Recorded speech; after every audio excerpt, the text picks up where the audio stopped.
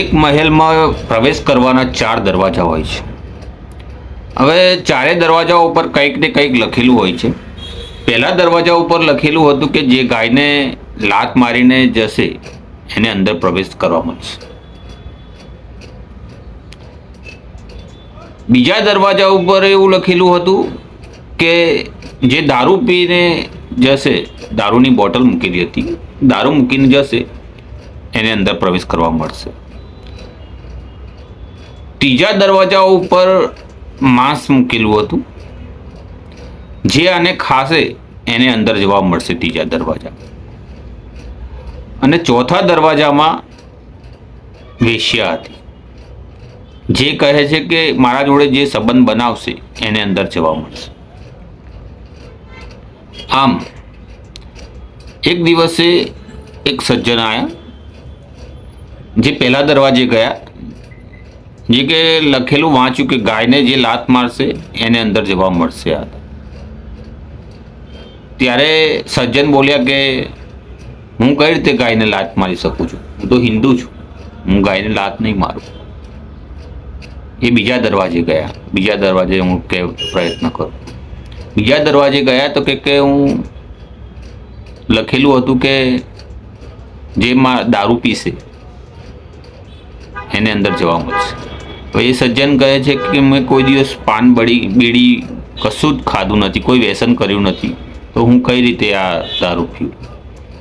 પછી પાછા ત્રીજા દરવાજે પ્રયત્ન કરવા જાય છે. તો અહીંયા લખેલું હતું કે જે ત્રીજા દરવાજા પર એવું લખેલું હતું કે જે માંસાહાર ખાશે તેને અંદર જવા મળશે.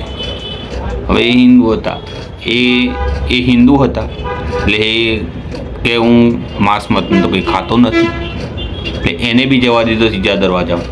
હવે ચોથા દરવાજે ગયા ત્યારે એમને વેશ્યા મળી. એવું લખેલું હતું કે જે વેશ્યા જોડે સંબંધ બનાવશે એને અંદર જવા પડશે. તો એ સજ્જન એવું કહેવા માંગે છે કે હું કઈ રીતે સંબંધ બનાવી શકું? આના જેટલી તો મારી છોકરીઓ છે. પછી કંટાળી વિચાર આવ્યો એમને કે આ બધા કરતાં તો દારૂ સારું રહેશે, કે શરાબ પી લઉં ને તો વાંધો નહીં આવે ને મને પ્રવેશ મળી જશે.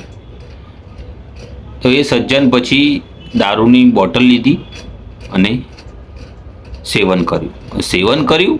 એટલે પછી એમને જોડે ચટપટું ખાવાનું થયું, એટલે માંસની દુકાને ગયા તો ત્યાં માંસ બી ખાધું. માંસ ખાધું એટલે એમને મગજમાં ચડી ગયું, એમને નશો થઈ ગયો.